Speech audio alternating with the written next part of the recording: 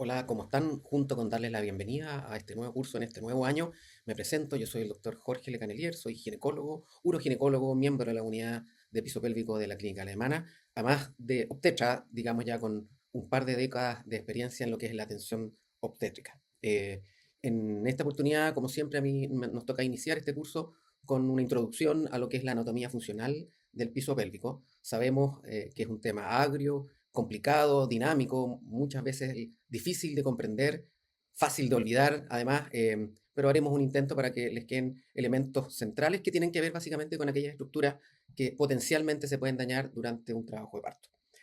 Como ya sabemos, esto es complejo y además porque hasta el día de hoy persisten algunas discrepancias entre los anatomistas que basan sus hallazgos en las disecciones cadavéricas y los clínicos como nosotros que basamos nuestras observaciones en hallazgos quirúrgicos y en imágenes que la verdad es que hay que reconocer que cada día son de mejor calidad, más completas y nos permiten tener una visión más integral del piso pélvico. Les voy a recordar que obviamente hoy día el objetivo no es resolver esa controversia, sino que les queden aquellos elementos eh, que son más relevantes en lo que se refiere a anatomía funcional.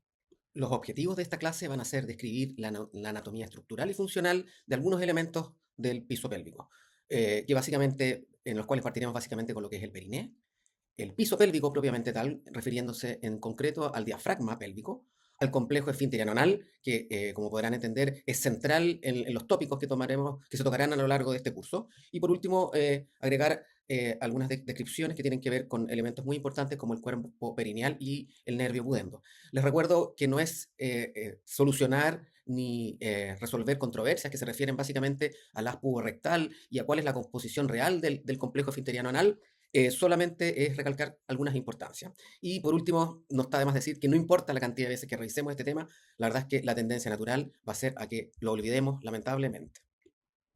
Partamos entonces por el primer punto, que es el periné, que básicamente se refiere al área situada en la parte inferior de la pelvis, definida como el conjunto de partes blandas que se ubican por debajo del diafragma pelviano. Como pueden ver, tiene una forma de losango, que está limitado hacia anterior por la cara inferior, el borde inferior del pubis, eh, hacia lateral por las ramas isquiopubianas, a nivel lateral las tuberosidades isquiáticas, el ligamento sacrotuberoso hacia lateral y el coxis hacia posterior. Y si trazamos una línea que une ambas tuberosidades isquiáticas, vamos a poder distinguir un triángulo anterior o triángulo urogenital, por el cual pasa obviamente la vía urinaria y el canal vaginal. Y hacia posterior podemos definir un triángulo anal o triángulo posterior, donde el elemento central es el ano y el complejo esfinteriano anal. El límite superior del periné está configurado por el diafragma pelviano, una estructura que vamos a ver en imágenes más adelante, y el límite caudal básicamente es la piel perineal, que es después en un continuo con la piel de la pared abdominal y la cara interna de los muslos. Partamos entonces por el triángulo urogenital. Antes de hablar en detalle de este triángulo, les voy a recordar, esta es la imagen que tenemos todos los días en nuestro trabajo clínico, donde podemos apreciar las estructuras de la vulva, el monte de Venus, los labios menores, los labios mayores, el área vestibular, el meato uretral y el clítoris. Les recuerdo dos medidas que para aquellos que venimos del mundo del piso pélvico son sumamente importantes. La primera es la medida del hiato genital, que es una medida que tomamos en centímetros desde el meato uretral externo hasta la horquilla. Y la segunda medida es la medida del cuerpo perineal, que es la distancia que hay entre la horquilla y los márgenes, el margen anal. Y esta es la zona donde, obviamente, en un parto es el área de mayor riesgo. Y podemos subentender que, en general, un cuerpo perineal corto, claramente, es un área de mayor riesgo en lo que se refiere a trauma obstétrico. ¿Ya? Eh, con respecto al triángulo urogenital o triángulo anterior, el tema es aún complejo porque vemos que es una estructura que a su vez está dividida en dos planos, uno superficial y uno profundo. El límite entre cada uno de estos planos está dado por la membrana perineal, que como hoy sabemos es de suma importancia en el sostén de la parte más distal del canal vaginal. En esta imagen lo que vemos es que al retirar la piel de la vulva que observábamos en la imagen anterior, quedan expuestos la musculatura superficial del periné, compuesta básicamente por el músculo isquiocavernoso. Hay que recordar que toda esta es musculatura estriada, por lo tanto es musculatura voluntaria. El músculo isquiocavernoso que vemos aquí básicamente contribuye a una función que es mantener la erección del clítoris. Más hacia medial vemos el músculo bulbo esponjoso que tiene dos funciones. Uno que es básicamente contraer la entrada o disminuir el calibre vaginal en su porción distal y además ayuda al músculo isquiocavernoso en mantener la erección del clítoris. El tercer músculo de importancia acá es el músculo transverso superficial, que como vemos se transcurre desde el cuerpo perineal hasta la rama pélvica lateral y contribuye a fijar el cuerpo perineal en una ubicación central, ¿ya? Siguiendo en el triángulo urogenital, si retiramos la capa de musculatura superficial que les mostraba en la diapositiva anterior, vemos el componente o la capa profunda de este triángulo, donde se distinguen los bulbos, las estructuras eréctiles como el bulbo vestibular, las glándulas de Bartolino, y en el fondo podemos ver la membrana perineal, que era lo que antiguamente se denominaba el diafragma urogenital, que como les voy a mencionar en la imagen siguiente, es de suma importancia para mantener el sostén tanto de la uretra distal y sabemos además tiene elementos musculares que contribuyen a mantener la continencia urinaria durante los esfuerzos, sino que además contribuye además a mantener el tercio distal del canal vaginal. En esta imagen vemos más desarrollado eh, el concepto o la estructura que es la membrana perineal, eh, que como sabemos es una capa fibromuscular densa, que como les dije antes constituye el límite entre el perineo superficial y profundo, ¿ya? Sabemos que por su distribución da soporte al tercio distal de la uretra y al tercio distal de la vagina. Es lo que antiguamente se denominaba el diafragma urogenital, que estaba compuesto por un músculo central que se llamaba transverso profundo, con una fascia superficial y otra profunda. Sabemos que hoy en día que ese músculo como tal no existe, y tampoco cumple con el rol o función de diafragma, que sabemos que es una capa muscular rodeada de dos fascias que permite el soporte de determinado tipo de órganos. Hoy sabemos que la membrana perineal está compuesta tanto por fibras musculares como por fibras conectivas. Hacia anterior se mezcla con el músculo, con el esfínter uretrovaginal y con el compresor uretral, que como sabemos forman parte del complejo esfinteriano estriado del urinario. Por lo tanto, no solo tiene que ver con sostén, sino que tiene que ver con función. Y en su porción más dorsal son fibras más densas que lo que hacen es fijar el tercio distal de la vagina hacia las ramas laterales isquiopubianas. Siguiendo con nuestra presentación, para que relajen un poco la cabeza entre tanta estructura anatómica, aquí les muestro una imagen de una ventosa obstétrica del año 1848, eh, que si ven en el detalle en su funcionamiento, básicamente difiere poco y nada de lo que hacemos hoy en día con un vacuum o con un kiwi independiente de la marca. Y eso siempre nos recuerda de que en general es muy raro que uno invente la rueda, sino que siempre hubo alguien que lo pensó previamente. Siguiendo con nuestra clase, analizaremos ahora lo que es el diafragma pélvico, estructura que, como dijimos anteriormente, se ubica por sobre el periné que analizamos en las imágenes previas.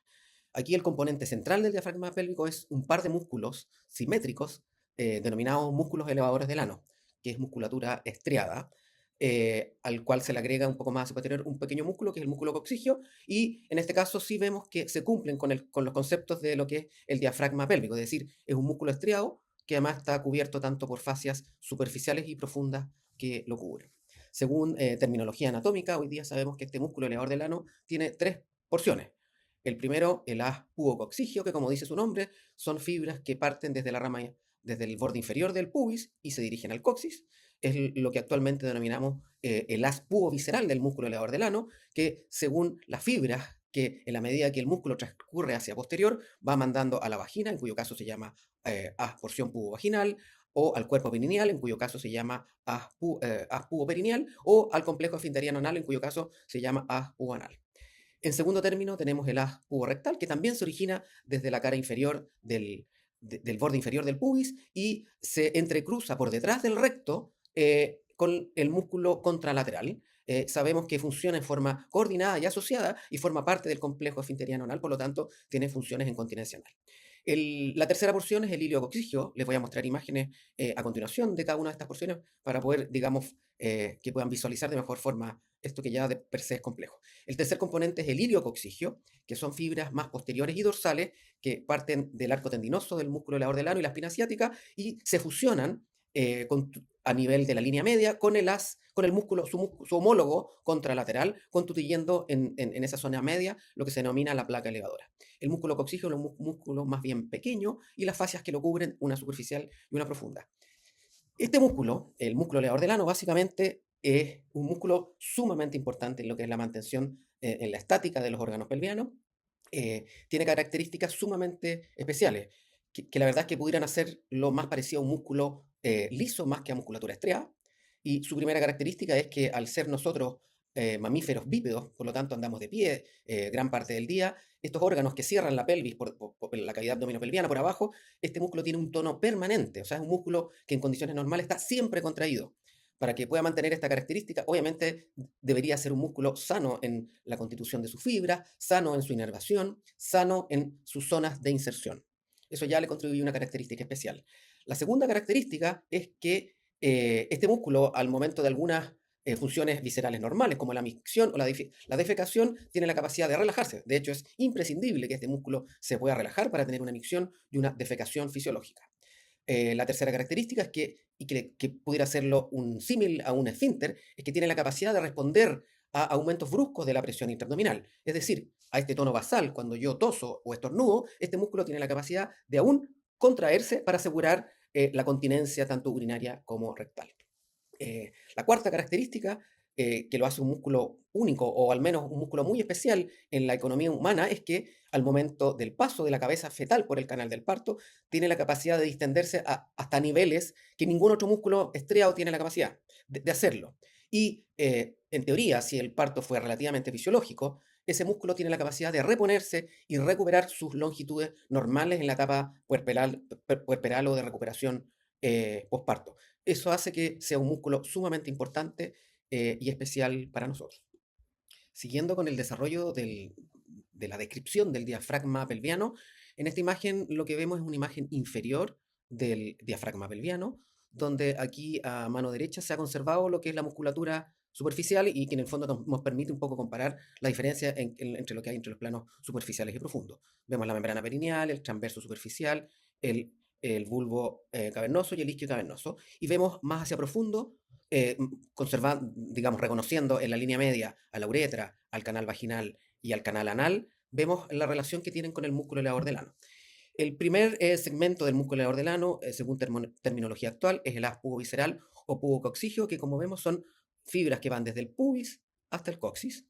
Y en la medida que van transcurriendo hacia posterior, vemos que hay fibras que van hacia la vagina, que se llama, que constituyen el haz pubo vaginal, fibras que van hacia el cuerpo perineal, aquí en la zona central, que es el haz pubo perineal, y fibras que se entrecruzan con el complejo esfinteriano anal externo, que es lo que se denomina el haz pubo anal.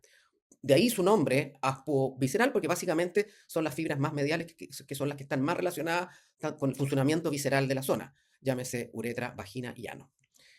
Un poco más hacia inferior vemos el haz rectal, que también son fibras que parten desde la rama inferior del pubis, van hacia posterior y se entrecruzan y se fusionan con la fibra del haz contralateral, dándole algo que vamos a mostrar más adelante, conformando el ángulo rectal. En la tercera porción son fibras que son más dorsales y laterales, que es el haz iliococcigio, que son fibras que parten desde el arco tendinoso del músculo elevador del ano y la espina asiática, van hacia la zona central, se fusionan con las fibras del otro lado, aquí al nivel de lo que se está denominado acá como rafe iliococcigio, también denominado placa elevadora. Aquí vemos me parece que esta es una imagen bastante clara desde inferior y podemos subentender que una cabeza fetal que va a pasar por este hiato claramente pone en riesgo a estas estructuras. En esta imagen vemos el mismo diafragma, el mismo músculo elevador del ano, pero esta vez en una visión desde superior donde todas las vísceras han sido removidas. Seguimos reconociendo en la línea media la uretra, la vagina y el canal anal. Podemos distinguir aquí el haz pubovisceral que transcurre justo lateral a las vísceras. Podemos distinguir el haz iliococcigio que, como dijimos antes, se fusiona con el del lado opuesto. Podemos distinguir además este pequeño músculo que es más posterior, que es el músculo coccigio, que no hay que olvidar que forma parte del diafragma pelviano. No se había podido visualizar en la imagen previa, se los recuerdo, un músculo comparativamente más pequeño que el músculo elevador del ano, pero tiene un rol que se potencia y en forma sinérgica ayuda a mantener a los órganos pelvianos en su posición. Hay que distinguir aquí este espacio que se genera entre el haz pubovisceral izquierdo y derecho. Este espacio se denomina hiato de los músculos elevadores. aquí en esta imagen, en forma didáctica, aparece como un espacio abierto, ya que en realidad en la vida real, en una paciente que está de pie, que tiene un músculo sano, la verdad es que este hiato de los elevadores es un espacio virtual, donde este músculo, al estar en permanente contracción, hace que todos estos órganos estén pegados hacia el pubis, siendo que, como les decía antes, siendo un espacio virtual, haciendo que la vagina esté en permanente contracción, lo mismo que la uretra y la parte superior del canal anal. Y obviamente y lamentablemente esta es la zona, y esto lo verán en clases posteriores, es la zona que con mayor potencialidad las imágenes han demostrado que es posible que se dañe durante el paso de la cabeza fetal. Como me parece que ya les debe haber quedado claro, este es un músculo sumamente importante. Lamentablemente es un músculo que no vemos y que no es visible en general, a no ser que ocupemos técnicas de imágenes. Sí es un músculo que en teoría nosotros podemos palpar en sus diferentes porciones. Y esto es una invitación a que en el trabajo diario, ambulatorio, hagamos o pidamos a nuestros pacientes que lo hagan o traten de contraerlo en forma voluntaria y nosotros, mediante examen manual digital, podamos ir a buscar el haz pubococcigio, como se muestra en esta imagen, el iliococcigio, que es esta fibra más posterior. Este es bueno, no forma parte del diafragma pélvico, pero también somos capaces de palpar la fosa la musculatura obturadora interna, en este caso el haz puborectal más inferior y posterior, e incluso el músculo coccigio, que como dijimos, también formaba parte del diafragma pélvico. Y les insisto que es una invitación en nuestro trabajo cotidiano a ir a buscar y palparlo. Y en teoría eso nos pudiera ser de ayuda el día de mañana cuando tengamos que buscar o reconocer que este músculo tiene algunos defectos. Siguiendo con el desarrollo de esta clase de anatomía introductoria, pasaremos a hablar de lo que es el triángulo anal que vemos en esta imagen. Eh, ya hablamos suficientemente en forma extensa del triángulo anterior, ahora vamos a hablar del anal. ¿Qué es lo que hay en este triángulo anal? Básicamente tenemos al canal anal y a la parte terminal del recto, canal anal que se ve acá, porción terminal del recto que se ve acá. Tenemos esta imagen triangular que es la fosa isquioanal, que se puede visualizar en este sector, que es lo que antiguamente denominábamos fosa isquiorrectal, básicamente, y se ve que está llena de tejido adiposo. Y en el área central tenemos el complejo esfinteriano anal, que se puede ver con más detalle acá. El complejo esfinteriano anal es central en lo que vamos a ver en el desarrollo del curso, ya que aprenderán a conocer su anatomía normal para que después puedan hacer las reparaciones que correspondan en el sector frente a daños potenciales. El primer elemento de este triángulo anal que vamos a analizar es el canal anal, que es lo que se puede distinguir aquí en esta imagen, en esta zona de acá.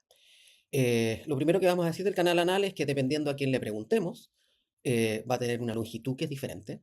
Si le preguntamos a los anatomistas, ellos nos van a decir que el canal anal se extiende desde el margen anal hasta la línea dentada, que tiene que ver con su origen embriológico y que tiene un largo de 2 centímetros, versus si le preguntamos a los clínicos, para ellos el canal anal se extiende desde el margen anal hasta la zona que coincide con la inserción del haz puborectal que vimos en la imagen anterior cuando hablamos del diafragma pélvico. Y en este caso, el canal anal clínico, que yo creo que es el que más nos interesa a nosotros, va a tener 4 centímetros de largo. ¿Ya? Ahí hay una primera controversia a descartar.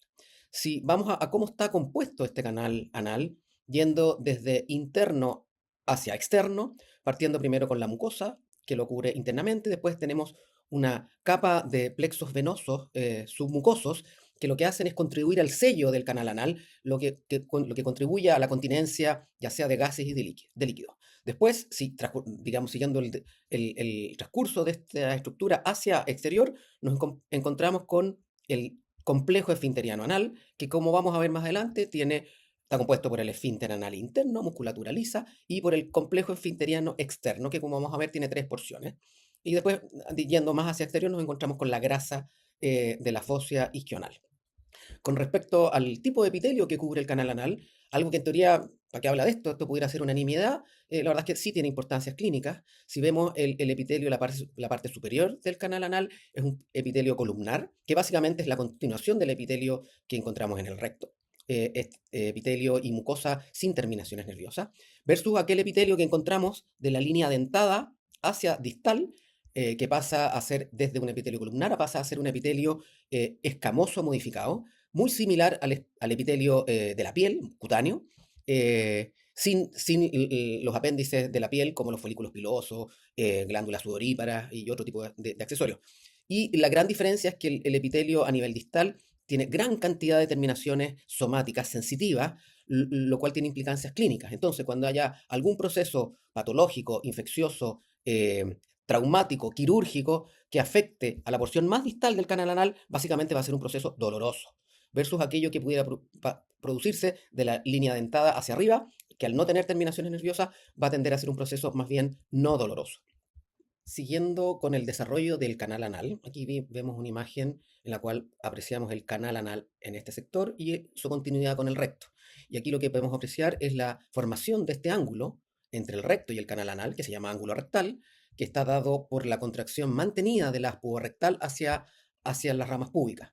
Si bien es controversial, este ángulo tiene injerencias y actúa en forma coadyuvante para mantener la continencia anal. Por ende, pudiéramos subentender que si es el haz rectal el que tiene que ver con la formación de este ángulo, haz que potencialmente se puede dañar durante el paso de la cabeza fetal por el canal del parto, pudiéramos subentender que en teoría pudiera haber un compromiso, a lo menos parcial, en lo que es continencia anal.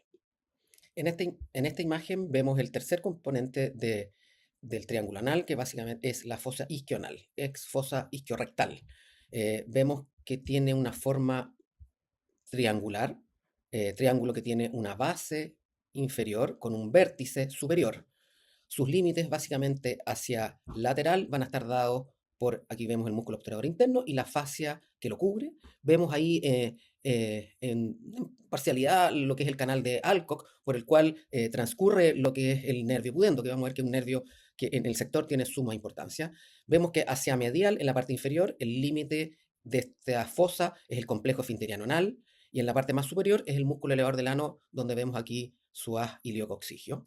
Y hacia inferior, básicamente, vamos a tener la piel y el celular subcutáneo que está por debajo de la piel. Y vemos que su contenido fundamentalmente es tejido adiposo. Ahora, ¿qué estructuras encontramos al interior de esta fosa isquional? Básicamente grasa, mucha grasa. Hay que recordar que si bien existe una fosa izquierda y derecha, ambas fosas están conectadas, por lo tanto hace que cualquier proceso, ya sea traumático, infeccioso, hemorrágico, que se inicia en un lado, tiene la capacidad de trasladarse al lado contralateral, dado por esta continuidad en sus espacios. Estructura sumamente importante a destacar, en esta fosa está el nervio pudendo, que es este nervio mixto que deriva de las ramas S2 y S3 y S4, que reingresa a la pelvis por el canal de Alcock, que básicamente es una condensación de la fascia del músculo obturador interno, canal rígido donde este nervio queda como entre comillas atrapado, inmóvil, y eso es lo que, esta inmovilidad es la que lo expone, por ejemplo, en un expulsivo prolongado a la sobretracción. Sobretracción que, como sabemos, puede asociarse a algún tipo de daño, algún tipo de neuropraxia en este nervio. Además, este nervio es sumamente importante, da una rama colateral, que es el nervio hemorroidal inferior, que se encarga de la inervación del esfínter anal externo, y da dos ramas terminales. Una es la rama del dorsal del clítoris, que se encarga de la inervación del clítoris, y los nervios pudendos que a través de diversas ramas tienen que ver con la inervación sensitiva de la vulva y también con el del complejo esfinteriano uretral. Por lo tanto, es un nervio que en esa zona se puede dañar y es un nervio de suma importancia para el adecuado funcionamiento del piso pélvico. Siguiendo en el ámbito del triángulo anal, vamos a detallar un poco más el detalle de cómo está compuesto este complejo esfinteriano anal. Aquí les muestro el canal anal y vemos el complejo esfinteriano anal, que vamos a ver en esta imagen que está más desarrollada y con más detalle. Básicamente tiene dos tipos de componentes, que yendo desde interno hacia externo, el primer elemento a destacar es lo que se ve aquí en esta zona que les detallo, que es el esfínter anal interno. Es musculatura lisa, que es continuación de la musculatura circular del recto, que básicamente a este nivel se concentra y se engruesa. Tiene un largo de 6 a 8 milímetros. Al ser musculatura lisa, tiene un color blanco pálido y para tratar de distinguirlo en altura en general, corresponde a lo que es el segmento superficial y subcutáneo del esfínter anal externo. Obviamente, como es musculatura lisa, tiene un tono de reposo permanente y contribuye a la continencia anal en reposo en una magnitud de un 50 a un 85%. Luego de este esfínter interno tenemos una capa fibromuscular que se llama la capa longitudinal conjunta, que algo de detalle se ve en esa imagen, que básicamente es la separación entre el esfínter interno y el externo. Y en tercer lugar tenemos este complejo esfinteriano anal externo que por estudio de imágenes y anatomopatológicos tiene tres porciones. Vamos a ir desde lo más superficial a lo más profundo. En la primera porción es esta que les destaco acá, que es el segmento subcutáneo. La segunda porción, que está a continuación, es el segmento superficial. Y el tercero es el segmento profundo. Y vemos cómo el haz rectal llega y une sus fibras con este complejo, como habíamos mencionado antes cuando hablamos del diafragma pélvico o cuando hablamos del canal y del ángulo rectal. ¿Ya? Entonces, se los vuelvo a ratificar. Este es el segmento profundo, superficial y el segmento subcutáneo. Desde la capa longitudinal conjunta vemos estas pequeñas fibras conectivas que se dirigen hacia la piel y que producen el típico aspecto radiado, esos pliegues que concéntricamente rodean al margen anal de un ano sano. Vamos a ver que cuando estas fibras, por lo tanto, hay daño en el segmento subcutáneo del esfínter, vemos que ese aspecto radiado del canal, del margen anal se puede perder. Aquí vemos el mismo tipo de imagen eh, donde podemos apreciar, bueno, aquí se ve el margen, la parte cutánea del margen anal, vemos ahí la superficial del esfínter anal externo, perdón, el subcutáneo, el superficial y el profundo. Y en esta imagen que tiene como objetivo ver cómo el haz rectal interactúa y se fusiona con el complejo esfinteriano anal, recordándonos que es un coadyuvante en lo que es la continencia anal, especialmente voluntaria. Recordemos que el esfínter anal externo es musculatura estriada, por lo tanto tiene ese color rojo típico de musculatura estriada para diferenciarlo del blanco pálido del esfínter anal interno. Para reforzar la constitución anatómica del complejo esfinteriano, aquí les muestro un esquema que me parece que es bastante didáctico de lo que todavía se considera el gold standard para el estudio anatómico del complejo esfinteriano anal, como es la endosonografía anal de 360 grados. Aquí podemos distinguir en forma más didáctica las diferentes porciones del complejo esfinteriano. El esfínter anal interno, recordar que es musculatura lisa, por lo tanto de color más pálido, 6 a 8 milímetros de largo. Después, más hacia exterior, tenemos el complejo esfinterial anal externo, musculatura estriada, con su componente subcutáneo, su componente superficial, su componente profundo y el haz rectal. ¿Ya? Recordar, y esto es una imagen más didáctica, y esto lo divide en 4 niveles. El tema con el complejo esfinteriano no termina en lo anterior, sino que además hay que agregarle que hay diferencias de género. Y estas imágenes que se ven muy nítidas, muy claras, donde hay un segmento